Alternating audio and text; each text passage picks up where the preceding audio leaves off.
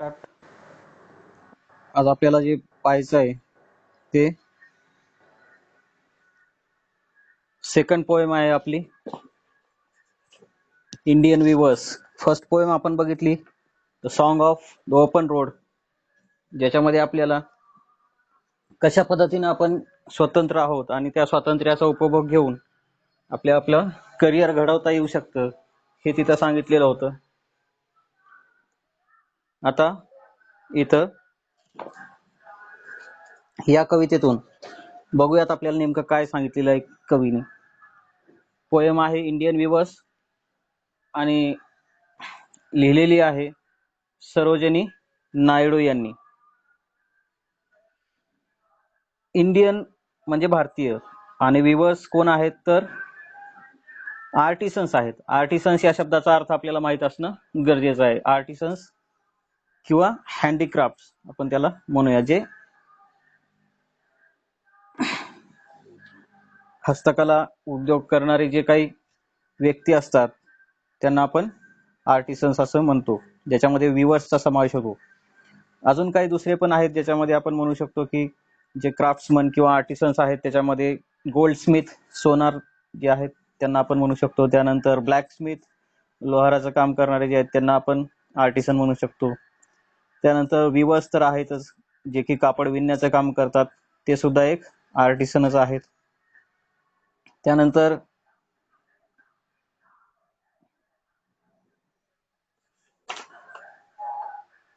हे जे काही आर्टिसन्स आहेत त्यापैकीच एका आर्टिसनचा म्हणजेच इंडियन विवर्सचा अभ्यास आपल्याला या कवितेमध्ये करायचा आहे. विवर्सचं नेमकं काम काय सांगितलंय तुम्हाला? वस्त्र विणणे, नवीन नवीन कापड तयार करणे, जे आपण परिधान करत असतो आणि त्यांच्यामुळं आपलं सौंदर्य वाढत असतं. तर कापडाचे भरपूर प्रकार आहेत. वेळेनुसार, एखाद्या प्रसंगानुसार आपण ते कापड वापरत असतो. जर समजा एखाद्या फंक्शनला जात असेल तर आपण फंक्शनल टाईप कपडे तिथं वापरत असतो, किंवा घरी राहत असेल तर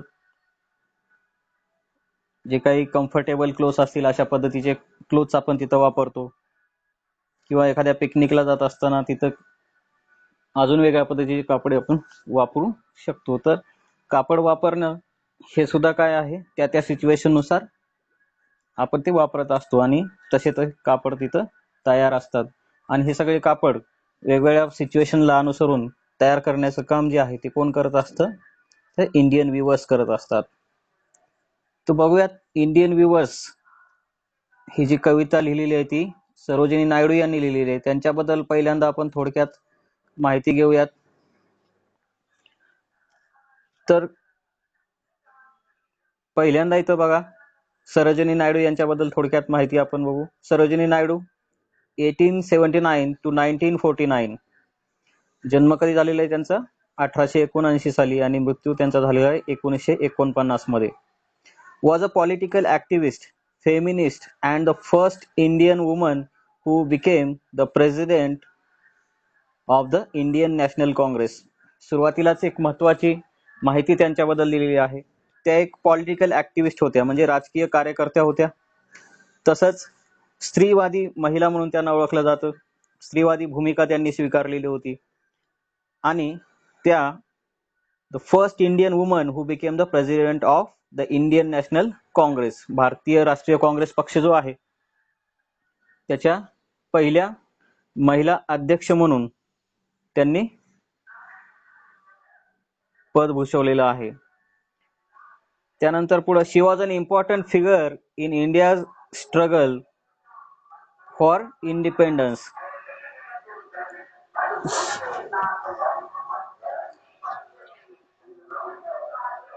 She was an important figure in India's struggle for independence. Sarojini Naidu's work as a poet earned her the sobriquet of Nightingale of India. भारताच्या स्वातंत्र्य चळवळीमध्ये त्यांचं एक चांगलं योगदान तिथं आहे.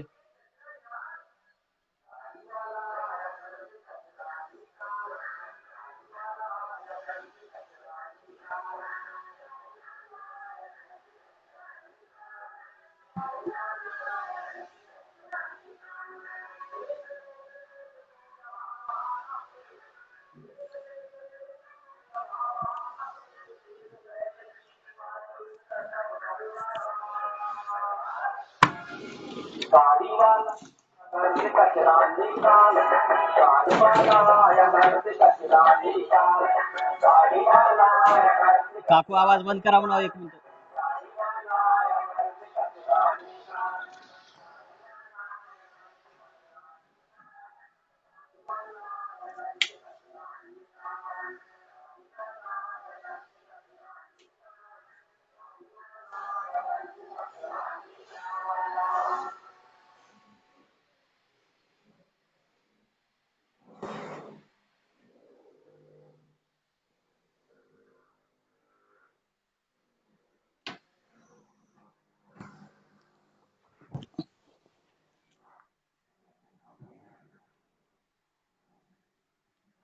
हॅलो.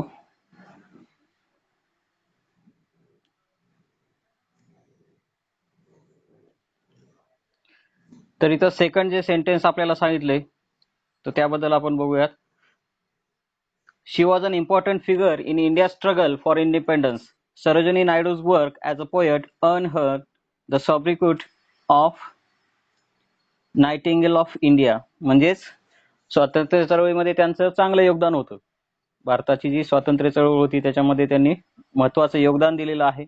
त्यानंतर त्यांचं जे साहित्य आहे किंवा त्यांच्या ज्या कविता आहेत त्यानुसार त्यांना एक टोपण नाव सुद्धा देण्यात आलेलं आहे, ते म्हणजे Nightingale of India. Nightingale of India म्हणजे काय, भारताची बुलबुल असं म्हणून त्यांना तिथं संबोधल्या जातं. Later she became the governor of the united provinces in 1947, becoming the first woman to hold the office of the governor in independent India. त्यानंतर 1947 मध्ये जेव्हा भारत स्वतंत्र झाला तेव्हा युनायटेड प्रोव्हिन्सेसच्या म्हणजेच उत्तर प्रदेशच्या पहिल्या महिला राज्यपाल म्हणून सुद्धा त्यांनी भारताचं प्रतिनिधित्व तिथे केलेलं आहे.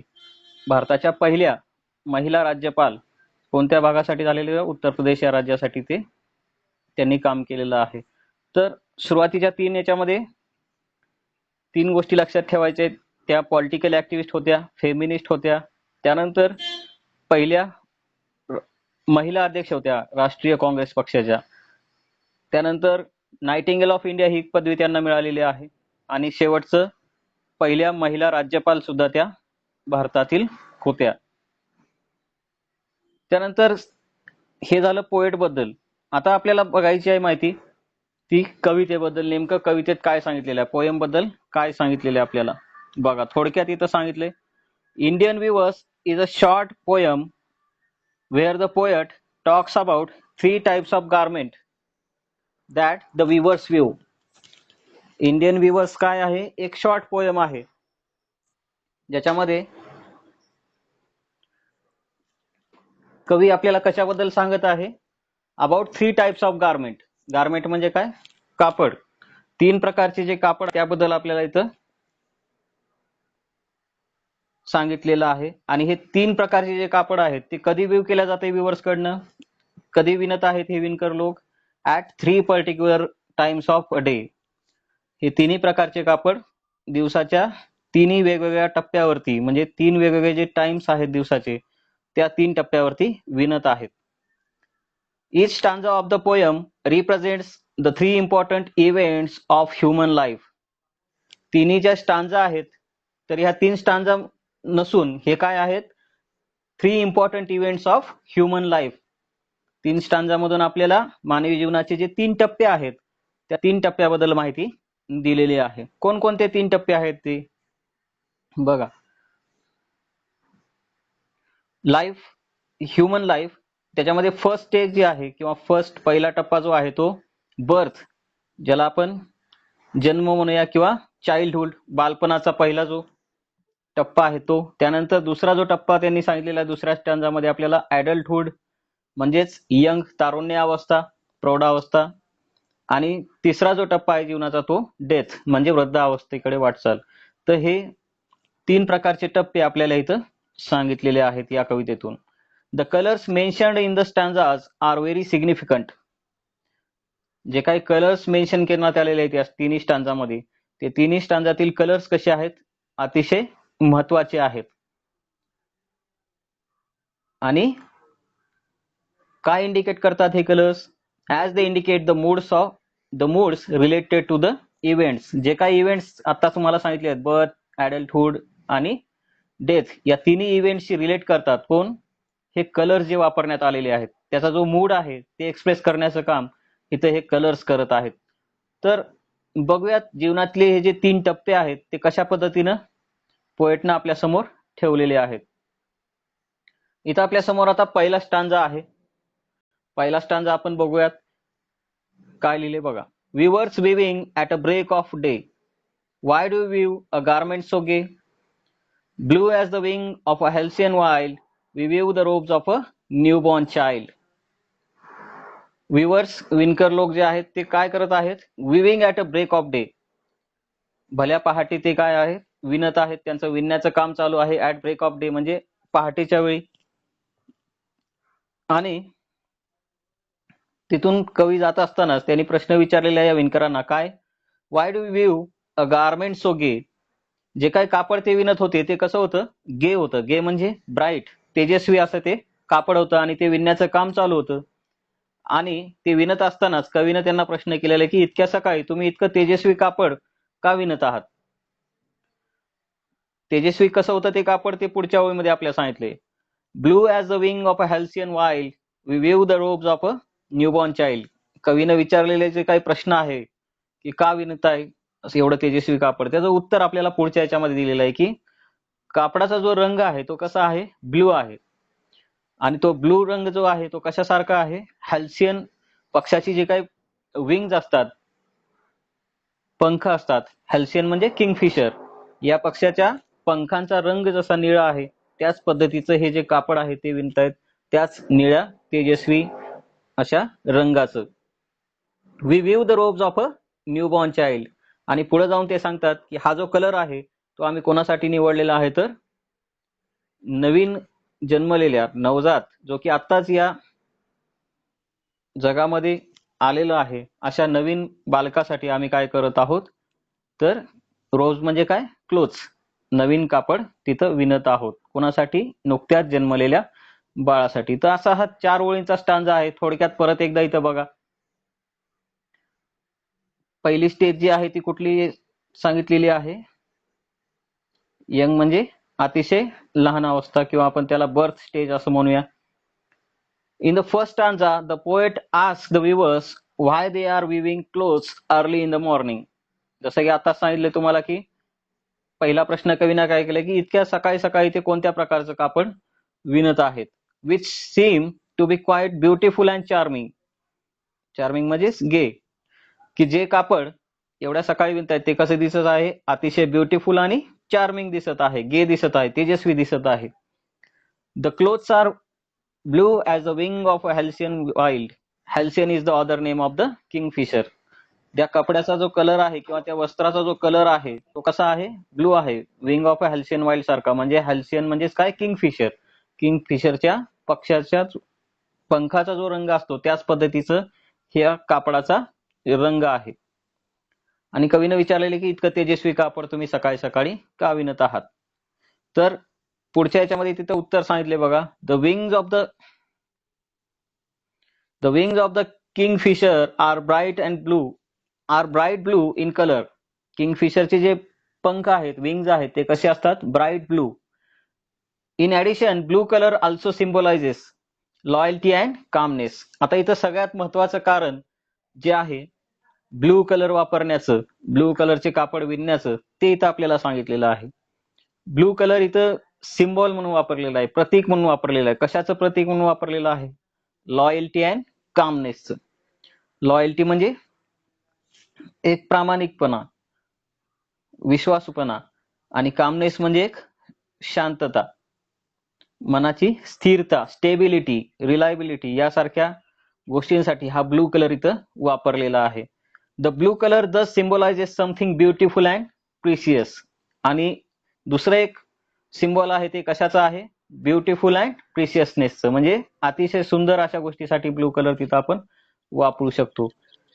तर इथं ब्लू कलर सिम्बॉल म्हणून वापरलेला आहे कशाचा? लॉयल्टीचा, कामनेसचा, त्यानंतर रिलायबिलिटीचा, ऑनेस्टीचा, सगळ्या पद्धतीने इथं एक ब्युटिफुल असा तो कलर आहे.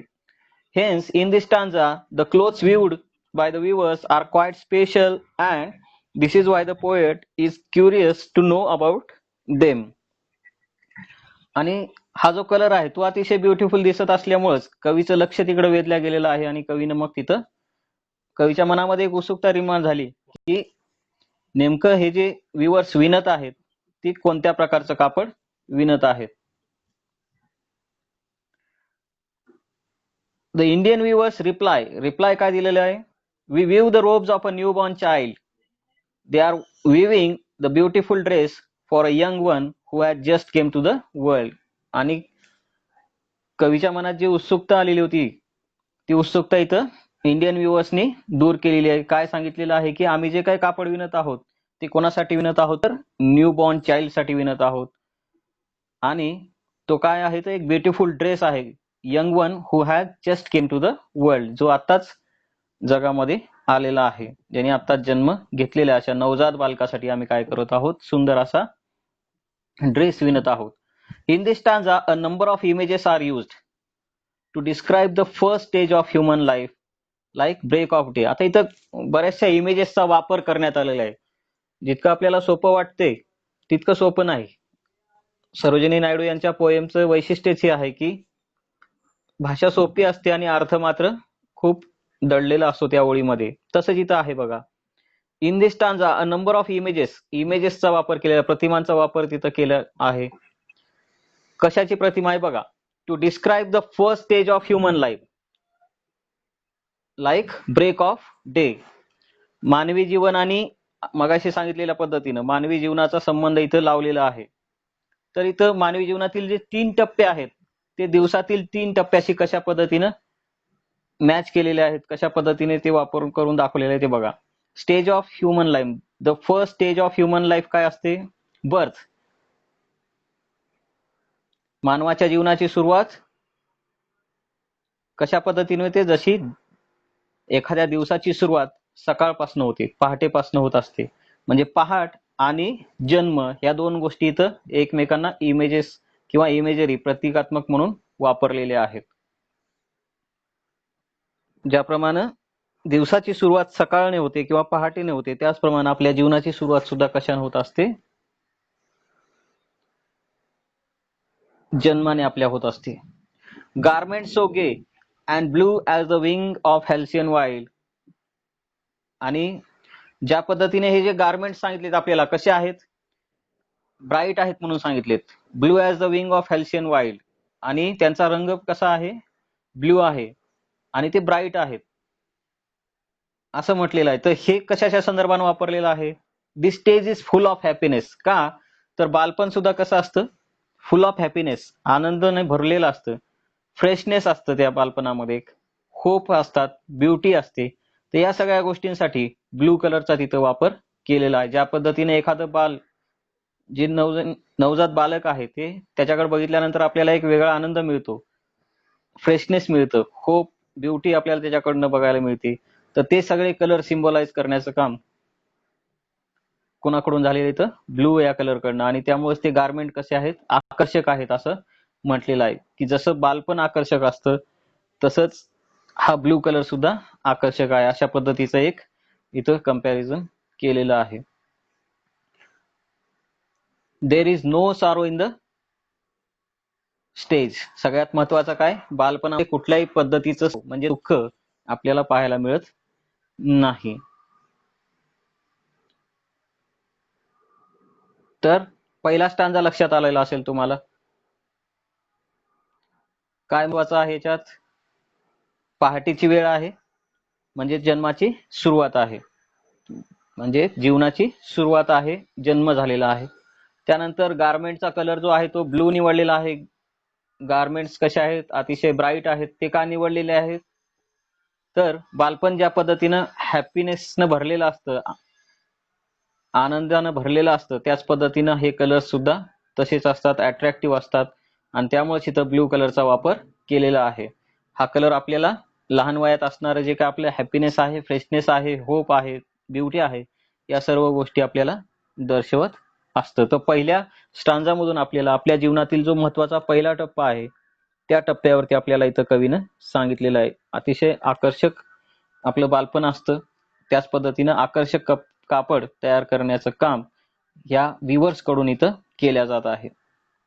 त्यानंतर आपण जाऊयात स्टांजा 2 कडे. काय दिले बघा इथं. Weavers weaving at fall of night. Weavers weaving at fall of night, why do you weave a garment so bright? Like the plumes of a peacock, like the plumes of a peacock, purple and green, we weave the marriage veils of a queen. आता इथं मानवी जीवनातील दुसरा टप्पा जो आहे ॲडल्टहुड, तारुण्य अवस्था जी आहे त्याबद्दल इथं आपल्याला थोडक्यात माहिती दिलेली आहे. बघा, विवर्सला इथं परत भेटलेले आहेत थोड्या वेळानंतर कवी सरोजिनी नायडू, आणि त्यांनी परत इथं प्रश्न विचारलेला आहे की विवर्स विणत होते कधी? At fall of night. Fall of night म्हणजे सायंकाळची वेळ, म्हणजे पूर्ण अंधारही झालेला नसेल आणि पूर्ण उजेडही नसेल, मावळतीला सूर्य जात असताना या वेळेमध्ये ते भेटलेले आहेत विवर्सना आणि त्यांचं काम चालू होतं विणण्याचं. आणि काय विणत आहेत असा प्रश्न तिथं विचारलेला आहे, कारण हे सुद्धा गारमेंट कसं आहे, why do weave a garment so bright असा प्रश्न इथं कवीनं केलेला आहे. आणि इथं उत्तर काय मिळालेलं बघा, like the plumes of a peacock, purple and green. आता जे कापड आहे त्याचा कलर इथं आपल्याला सांगितलेला आहे. आता जे कापड विणत आहेत विवर्स त्याचा कलर काय सांगितलंय, पर्पल अँड ग्रीन कलर सांगितलाय. कशासारखा आहे तो, like the plumes of peacock, मोराचा जो पिसारा असतो त्या पद्धतीनंच पर्पल आणि ग्रीन कलरचे कापड तुम्ही का विणत आहात. आणि त्याचं उत्तर विवर्स देत असतात, we weave the marriage veils of a queen. मानवी जीवनातील अजून एक महत्वाचा टप्पा म्हणजे गृहस्थाश्रमात प्रवेश करणं किंवा संसारामध्ये प्रवेश करणं, हा जो दुसरा टप्पा आहे ते इथं आपल्याला सांगितलेला आहे. We weave the marriage veils of a queen. काय सांगितलेलं आहे की आम्ही काय विणत आहोत आता, तर नव्या नवरीसाठी आम्ही काय करत आहोत, तिची जी काय ओढणी आहे, चुनरी आहे ती आम्ही विणत आहोत. आणि तिचा कलर कसा आहे तर प्लूम्स ऑफ पिकॉक म्हणजे मोराच्या पिसाऱ्यासारखा पर्पल आणि ग्रीन कलर आहे असं तिथं सांगितलेलं आहे. तर इथं तुम्हाला स्क्रीनवर दिसत असेल, पहिल्यांदा पर्पल कलर मध्ये काही वाक्य लिहिलेत मी आणि दुसरा ग्रीन कलर मध्ये. तर नेमकं हे कलर्स काय सांगू पाहतात किंवा काय सिम्बलाइज करतात ते आपल्याला इथं बघायचं आहे. बघा, in the second stanza the poet again meets the Indian weavers. कवी पुन्हा भेटलेले आहेत कुणाला, इंडियन विवर्सला. This time during the fall of night, परंतु आताची वेळ काय आहे, ब्रेक ऑफ डे नाही, पहाटेची वेळ नाही, तर आता सायंकाळची वेळ आहे. It probably refers to the evening or dusk time when the sun sets and darkness paves the way. सायंकाळची वेळ म्हणजेच काय, जेव्हा सूर्यास्ताकडे सूर्याची वाटचाल चालू झालेली असते, अंधाराकडे आता दिवस मावळतीला निघालेला असतो. Moreover it is also the time during which most of the Indian marriages take place. आणि ही वेळ वापरण्याचं अजून एक दुसरं कारण काय, तर भारतातील जेवढे काही मॅरेजेस होतात, लग्न होतात, ते मॅक्झिममली सायंकाळच्या वेळेमध्ये तिथं होत असतात आणि त्या दृष्टीने सुद्धा इथं ते वापरलेलं असू शकतं. The poet questions the weavers why they weave a garment so bright like the plumes of a peacock, purple and green. विवर्सचं काम चालू होतं विविंगचं, आणि इथं परत एक प्रश्न इथं कवीने विचारलेला आहे त्यांना की तुम्ही हे ब्राईट कलरचं गारमेंट का विणत आहात, की ज्याचा कलर कसा आहे, मोराच्या पिसांप्रमाणे पर्पल आणि ग्रीन कलरचा अतिशय ब्राईट असा आहे. The garment at this time is bright and full of colours like feathers of peacock unlike the one colour blue during the morning time. आणि का लक्ष वेधलं गेलं तिकडं, तर सकाळचं जे कापड होतं त्याच्यामध्ये एकच कलर होता, ब्लू, परंतु आताचा जो कलर आहे तो कसा आहे, फुल ऑफ कलर्स आहे. फिदर्स जे असतात, मोराच्या जो पिसारा आहे तो फुलल्यानंतर तुम्ही जर कधी बघितला असेल तर त्यामध्ये असंख्य रंगछटा तिथं दिसतात तुम्हाला. तर त्याच पद्धतीचं या रंगछटाचं कापड आता कोण विणत आहे, विवर्स विणत आहेत. आणि तुम्ही या पद्धतीचं कापड का विणत आहात, कुणासाठी विणत आहात असा प्रश्न तिथं विचारलेला आहे. त्याचं उत्तर आता व्ह्युअर्सनी दिलेलं आहे बघा. The weavers reply that they weave the marriage veils of a queen. काय करत आहेत? कोणासाठी? नवीन जी नवरी आहे तिच्यासाठी ते चुनरी किंवा आपण त्याला ओढणी जे म्हणूया त्या प्रकारचं एक कापड, लग्नामध्ये ज्या कापडांचा वापर केला जातो अशा पद्धतीचे कापड ते तयार करत आहेत. Thus, referring to the second or in the other words adult stage of the life.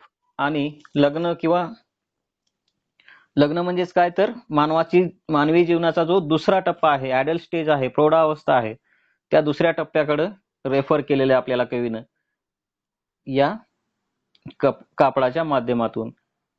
During this stage humans are quite active. हे कलर्स का वापरलेत जास्त? तर त्याच्यासाठी कारण पण तसंच आहे की ऍडल्ट एज मध्ये, प्रौढावस्थेमध्ये, तारुण्यावस्थेमध्ये माणूस कसा असतो किंवा मानवी प्रवृत्ती कशी असते तर क्वाईट ऍक्टिव्ह असतात. They love each other, get married and quest for a better and prosperous life. इमोशन्सनं भरलेलं असतं हे तारुण्य अवस्था, भरपूर इमोशन्स तिथं असतात. त्यानंतर तिथून कौटुंबिक जे काही जीवन आहे आपलं ते चालू होतं आणि त्याच्यामध्ये ओढ लागते आपल्याला कशाची तर बेटर अँड प्रॉस्परस लाईफची. मानवापुढे एक जबाबदारी तिथं निर्माण होऊन जाते, कौटुंबिक जबाबदारी त्याच्यावरती पडते आणि एक सुखी समाधानी जीवन जगण्याचं स्वप्न त्याच्या समोर तिथं असतं. आणि म्हणूनच हे कलर्स तिथं वापरलेले आहेत. वरती जो कलर होता तो एकच होता ब्लू, कारण तो शांत होता. मुलाला कसल्याही प्रकारची जबाबदारी वगैरे त्यावेळेस तिथं नसते, तो फक्त जीवनाचा आनंद घेत असतो. परंतु जबाबदारी पडल्यानंतर मात्र किंवा मॅरेज नंतर किंवा कुटुंब तयार झाल्यानंतर वेगवेगळ्या फिलिंग्स, इमोशन्स कशा आपल्या मनामध्ये येतात, होप्स अँड एक्सपेक्टेशन्स कशा आपल्याकडे येतात ते आपल्याला इथं सांगितलेलं आहे. The colours purple and green symbolise sorrow and happiness. आता ब्लू कलर जसं आपण सांगितले कशाचा सिम्बल होता? कामनेसचा. त्याच्यानंतर आता इथं पर्पल आणि ग्रीन कलर जे वापरलेले आहेत ते कशाचं प्रतीक आहेत तर सारो अँड हॅपीनेस, आनंद आणि दुःख दोन्हीचं प्रतीक आहेत ते. Struggle and ease in one's adult stage, and these all colors or ups and downs of life make the adulthood bright. तारुण्य अवस्थेमध्ये येणारे जे काही किंवा कौटुंबिक जीवनामध्ये येणारे जे काही आनंद पण मिळतो, दुःख पण मिळतं, अडीअडचणी पण येतात, चढ उतार येतात असंख्य. ते सगळे चढ उतार दाखवण्यासाठी किंवा जीवनातील आनंद दुःख या दोन्ही गोष्टी दर्शवण्यासाठी किंवा मानवी जीवनात येणारं जे काही स्ट्रगल आहे ते दाखवण्यासाठी ह्या सगळ्या कलरचा इथं वापर केलेला आहे. तर पर्पल आणि ग्रीन सिम्बॉल कशाचा आहे? सारो and happiness, struggle and is आणि अप अँड डाऊन्स. तर ज्या पद्धतीनं बालपण हे शांत असतं तसं ऍडल्टहुडचं नाही, त्याच्यामध्ये अनेक प्रकारचे चढ उतार, सुख दुःख, संकट तिथं आपल्याला येत असतात. तर क्वाईट ऍक्टिव्ह ही जी आहे ती स्टेज आहे. तर हा मानवी जीवनातला दुसरा टप्पा आपल्याला दुसऱ्या स्टांजामध्ये सांगितलाय. त्यानंतर स्टांजा 3 आपल्याला सांगितलेला इथं. स्टांजा 3 मध्ये आपल्याला काय सांगितले बघा. Weavers viewing solemn and still, what do you view in the moonlight chill? As a feather and white as a cloud, we view a dead man's funeral shroud. परत विणण्याचं काम चालू आहे विणकरांचं आणि यावेळेस मात्र ते कसे आहेत? विविंग solemn and still, अतिशय शांतपणे स्थिरपणे त्यांचं काम चालू आहे. solemn आहे, स्तब्ध आहेत ते. अगोदर ज्या पद्धतीने सांगितलं होतं की आनंदीपणाने ते कापड विणत होते, परंतु यावेळेस तो आनंद त्यांच्या चेहऱ्यावरती दिसत नाहीत. ते अतिशय शांत आहेत, स्थिर आहेत, चेहऱ्यावर कुठल्याही प्रकारचे भाव नाहीत त्यांच्या, गंभीर असे आहेत ते. What do you view in the moonlight chill?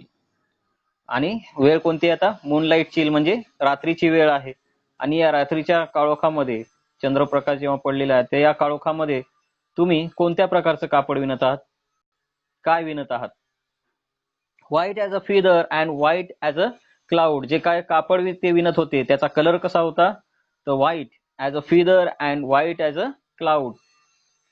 पांढऱ्या रंगाचं कापड ते विणत होते. पांढरा रंग कशासारखा, तर एखाद्या पंखासारखा, पक्षाच्या पंखासारखा. तर व्हाईट ॲज अ क्लाउड. दुसरं पण अजून एक कंपॅरिझन केले की क्लाउड सारखा, ढगासारखा पांढरा शुभ्र कापड ते विणत होते. We weave a dead man's funeral shroud. आणि उत्तर इथं विवसने दिलेले आहे की हा जे पांढरा शुभ्र वस्त्र आहे किंवा कापड आहे ते आम्ही आता कोणासाठी विणत आहोत, तर we weave a dead man's funeral shroud.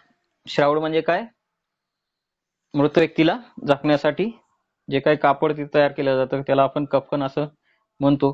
तर ते तयार करण्याचं काम इथं चालू आहे असं इथं सांगितलेलं आहे. तर पुढच्या ह्याच्यामध्ये आपण एक्सप्लेनेशन पण बघूयात की नेमकं काय काय होते. In the final stanza, the poet finds the weavers solemn and still. They are quite sorrowful, grieved and silent. पहिल्या ओळीमध्ये सांगितलंय तसं की विवर्स कसे आहेत आता, अतिशय गंभीर आहेत. सॉरोफुल, त्यांच्या चेहऱ्यावरती थोडंसं दुःखाचे भाव दिसत आहेत, जे की अगोदरच्या 2 स्टेजेसमध्ये आपल्याला दिसलेले नव्हते. बालपणामध्ये अतिशय तेजस्वीपणानं किंवा त्याच्या चेहऱ्यावरती पण आनंद होता. त्यानंतर 2 नंबरला जे कापड तयार केले दुसऱ्या टप्प्यातलं पर्पल आणि ग्रीन कलर, ते सुद्धा कलर्स कसे होते, ब्राईट होते आणि चेहऱ्यावर त्यांचा आनंद होता. परंतु इथं मात्र तसं नाहीये. इथं फिलिंग्स कोणत्या आहेत, तर सॉरोफुल, ग्रीव्ड अँड सायलेंट. ते शांत होते, स्तब्ध होते आणि सिरियस होते किंवा दुःखाचे भाव त्यांच्या चेहऱ्यावरती दिसत होते. आणि ते कापड विणत होते ते काय होतं बघा, दे are viewing something weird in the moonlight chill. Weird म्हणजे काहीतरी विचित्र प्रकारचं कापड ते विणत होते. In the dead of the night, in the dead of the night, which is white as a feather and white as a cloud. That is to say, colorless, lifeless. आतापर्यंत जे कापड त्यांनी बनवलेले होते त्याच्यामध्ये कलर्स होते. तर आता जे काही कापड ते बनवत आहेत ते थोडंसं विचित्र असं आहे की त्याच्यामध्ये कुठल्याही प्रकारचं कलरचा वापर तिथं केलेला नाहीये.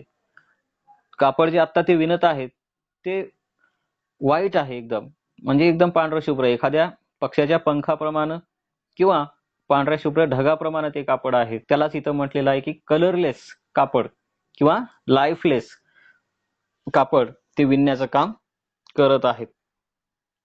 As the poet fails to figure out what it is, the cloth, and why they are sorrowful and silent, she asks them what are they weaving rather than why they are weaving. They reply that they are weaving shroud, cloth put on the dead body for a dead person.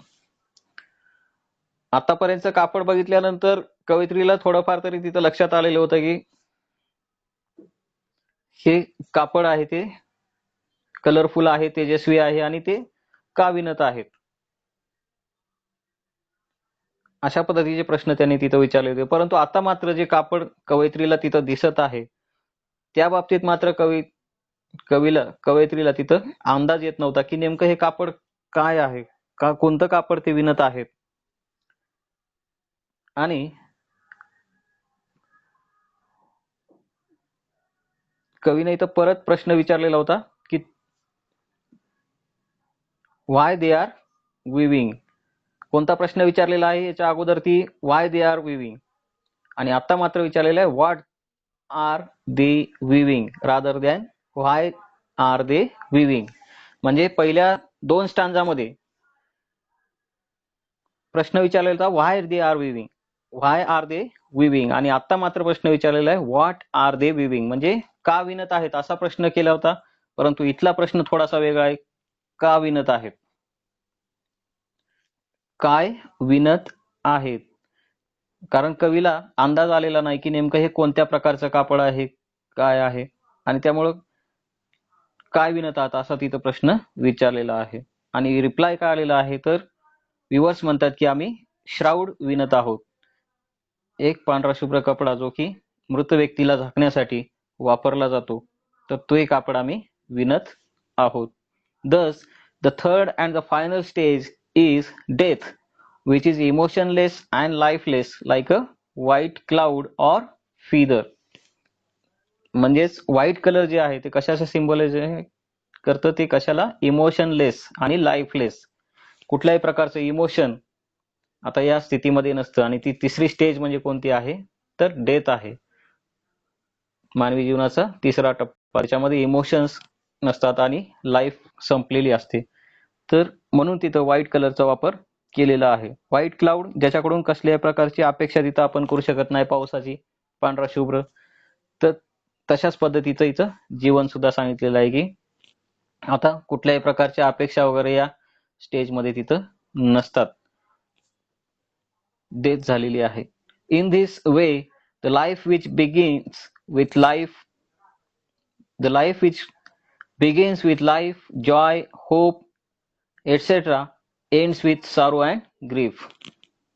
तर इथं शेवटच्या टप्प्यामध्ये अजून एका कन्क्लुजनला आपण जातो, की जसं बालपण आहे ते कशाने सुरू होतं, जॉय, आनंदाने सुरू होतं. त्यानंतर आपण दुसऱ्या टप्प्यावरती जातो, होप्स अँड एक्सपेक्टेशन्स, सारो अँड हॅपीनेस, म्हणजे वेगवेगळ्या भावना, फिलिंग आपण तिथं अनुभवतो ऍडल्ट स्टेजला. आणि मात्र शेवटची जी स्टेप आहे ती फक्त कशाने भरलेली आहे, सारो आणि ग्रीफने, फक्त दुःखानेच भरलेली आहे. तर तिसरी स्टेज म्हणजे कोणती आहे, तर डेथ, किंवा त्याला आपण वृद्धावस्था सुद्धा म्हणू शकतो. तर अशा पद्धतीनं 3 टप्प्याची माहिती किंवा 3 टप्प्याचं वर्णन, मानवी जीवनाच्या 3 टप्प्याचं वर्णन कवीनं आपल्या समोर ठेवलेलं आहे. तर बघूयात आपण अजून एकदा की पॉइंट्स काय आहेत. की पॉइंट्स लक्षात तुम्हाला ठेवायचे आहेत, की Indian weavers by Sarojini Naidu sums up the life of human beings on the earth in 3 main stages by using symbols like clothes and times of the day. 3 main stages आहेत. 3 प्रकारचे कापड सुद्धा इथं दाखवलेले आहेत आणि 3 प्रकारचे जे कापड आहेत त्यांचा जो कलर आहे त्याच्यावरनं सांगितलेलं आहे की ती नेमकी स्टेज कशी आहे, आणि टाइम्स ऑफ डे ह्याच्यावरनं कोणती स्टेज आहे ते आपल्याला इथं सांगितलेलं आहे जीवनाची. The journey of life begins with one colour, blue, which means Joy and happiness. मानवी जीवनाची सुरुवात ती एकाच कलरनं होत असते, म्हणजे ज्याच्यामध्ये फक्त आनंद आणि आनंदच आपल्याला पाहायला मिळतो. कुठल्याही प्रकारच्या इतर भावना तिथं नसतात, फक्त आनंद आणि प्रसन्न वातावरण तिथं बालपणामध्ये असतं. त्यानंतर it continues with the addition of number of colours. त्यानंतर असंख्य कलर मानवी जीवनामध्ये येतात, जे की दुसरा टप्पा आहे आपला ऍडल्टहुडचा, तारुण्यावस्थेचा, ज्याच्यामध्ये वेगवेगळे कलर्स येतात. याचा अर्थ काय, वेगवेगळ्या फिलिंग्स आपल्याला अनुभवायला मिळतात. त्याच्यामध्ये कोणते आहेत बघा, it continues with the addition of a number of colours, green and purple, which means sorrows also enter into life along with happiness. म्हणजे दोन्हीचा सुखदुःखाचा मेळ या आपल्याला तारुण्यावस्थेमध्ये बघायला मिळतो. Life is more active in this stage than in the first stage. Life ही ऍक्टिव्ह असते यावेळेस, कारण जबाबदारी आपल्या अंगावरती पडलेली असते. In the final stanza all the colours vanish away and a single colour white remains, which means emotions are connected with life and when the person dies emotions also die. आणि शेवटचा जो स्टँजा आहे तो आपल्या मानवी जीवनातला तिसरा टप्पा, जो की वृद्धावस्था किंवा मृत्यू अवस्था आपण त्याला म्हणूया. तर याच्यामध्ये मात्र हे जे सगळे कलर्स आहेत ते निघून जातात आणि फक्त एकच कलर शिल्लक राहतो, तो म्हणजे व्हाईट.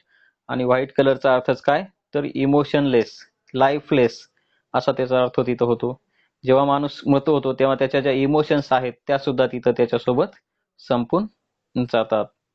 तर अशा पद्धतीने आपल्या समोर एक सुंदर अशी पोयम तर ठेवलेली आहे, समजली असेल तुम्हाला. त्यानंतर इथं राईम स्कीम बद्दल थोडक्यात माहिती घेऊया आपण.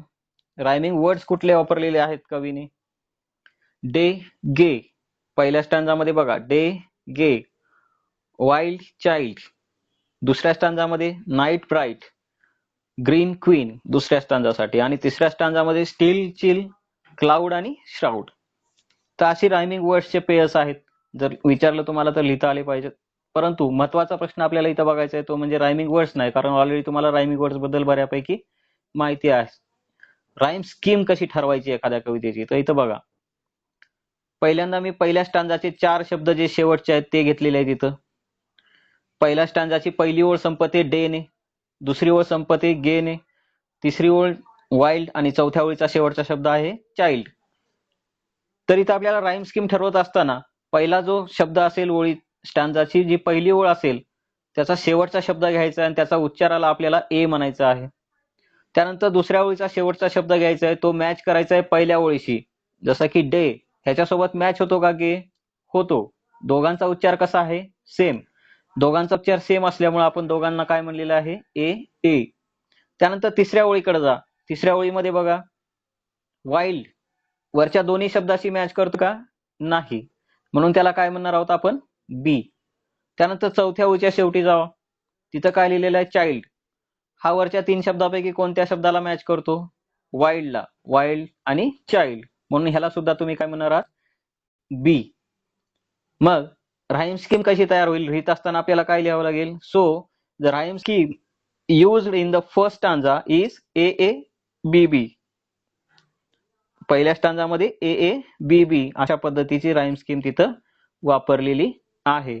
अशाच पद्धतीने तुम्ही दुसऱ्या आणि तिसऱ्या स्टांजामध्ये कुठली राईम स्कीम आहे ते चेक करा आणि लिहा. परीक्षेमध्ये डायरेक्टली याच्यावरती क्वेश्चन तुम्हाला येऊ शकतो, रायमिंग वर्ड्स आणि राईम स्कीम वरती. तर राईम स्कीम अशा पद्धतीने तुम्हाला लिहायची आहे. काही फिगर्स ऑफ स्पीच आणि एक्सप्लेनेशन इथं दिलेलं आहे बघा. थोडक्यात सांगतो तुम्हाला. Weavers weaving at break of a day. The sound बघा इथं आता विवर्स विविंग काय झालेलं आहे? डब्ल्यू जे आहे ते रिपीट झालेलं आहे लेटर आणि त्याचा साऊंड रिपीट झालेला आहे. विवर्स विविंग म्हणून इथं आलिक्षण अलंकार आहे. The sound w is repeated. त्यानंतर क्लायमॅक्स पण आहे तिथं. The words are arranged in the ascending order. म्हणजे काय? विवर्स आहेत, त्यानंतर ते काय करत आहेत? विविंग करत आहेत असं सांगितले. त्यानंतर कधी विविंग करत आहेत असं सांगितले. म्हणजे जो घटनेचा क्रम आहे तो चढ मांडलेला आहे, म्हणून इथं क्लायमॅक्स अलंकार आहे. The words are arranged in the ascending order. त्यानंतर तिसरं याच्यामध्ये अजून अलंकार आहे याच ओळीमध्ये मेटाफरचा. द बर्थ मानवी जन्म जो आहे, childhood stage of man is implicitly compared with a break of day. मानवी जीवनाची जी सुरुवात आहे किंवा जन्मावस्था जी आहे, जन्माची जी अवस्था आहे किंवा चाइल्डहुड जी आहे, बाल्यावस्था आहे, ती कशाशी कंपेअर केलेली आहे? With a break of day. पहाटेशी तिथं तुलना केलेली आहे, म्हणून इथं मेटाफर आला. त्यानंतर दुसरं बघा, why do weave a garment so gay. त्याच्यामध्ये पण अलिटरेशन आहे. साऊंड ऑफ दोन प्रकारचे साऊंड इथं रिपीट झाले. डब्ल्यू आणि जी एकाच अक्षरानं सुरू होणारे दोन शब्द इथं वापरलेले आहेत बघा. म्हणून एक्सप्लेनेशन लिहिताना दोन W and G are repeated असं लिहू शकतो, किंवा the sound of w and the sound of R repeated to heighten the poetic effect. त्यानंतर ह्याच्यामध्येच दुसरा एक अलंकार आहे इंट्रॉगेशन. इंट्रॉगेशन म्हणजे जेव्हा कवीने एखाद्या ओळीमध्ये प्रश्न विचारलेला असतो तेव्हा त्याला आपण इंट्रॉगेशन अलंकार म्हणायचा आहे. ओळीच्या शेवटी जर प्रश्नार्थक चिन्ह दिलेलं असेल, प्रश्न विचारलेला असेल, तर त्याला आपण इंट्रॉगेशन अलंकार म्हणायचं आहे. आणि एक्सप्लेनेशन लिहिताना फक्त a question is used for emphasis, म्हणजेच काव्याचा परिणामकारकता वाढवण्यासाठी काय केलेलं आहे? तिथं इंट्रॉगेशनचा वापर केलेला आहे. त्यानंतर blue as the wing of a halcyon wild. Inversion अलंकार इथं वापरलेला आहे. The words are not in correct order. The correct word order is the wing of a halcyon wild is blue. आता इथं इन्व्हर्जनचं एक्सप्लेनेशन काय लिहिलंय बघा. उलटा क्रम इथं दिलेला असतो, थोडक्यात त्याला आपण म्हणूया. The words are not in correct order. जो वर्डचा करेक्ट ऑर्डर असतो तो काय असतो? सब्जेक्ट, वर्ब, ऑब्जेक्ट आणि कॉम्प्लिमेंट. या पद्धतीने जर एखादं वर्ड वापरलेली नसेल कवीनं, तर तिथं आपण म्हणू शकतो की इन्व्हर्जन अलंकार आहे. मग आपल्याला इथं दिसत नाहीये तशा पद्धतीनं, सब्जेक्ट सुरुवातीला दिसत नाही, म्हणून आपण काय म्हणलेलं आहे? इन्व्हर्जन अलंकार आहे. आणि जर करेक्ट वाक्य करायचं असेल आपल्याला, करेक्ट वर्ड ऑर्डर करायचं असेल, तर काय करावं लागणार? The wing of a halcyon wild सुरुवातीला घ्यावं लागेल आणि इज ब्ल्यू तिथं शेवटी येईल.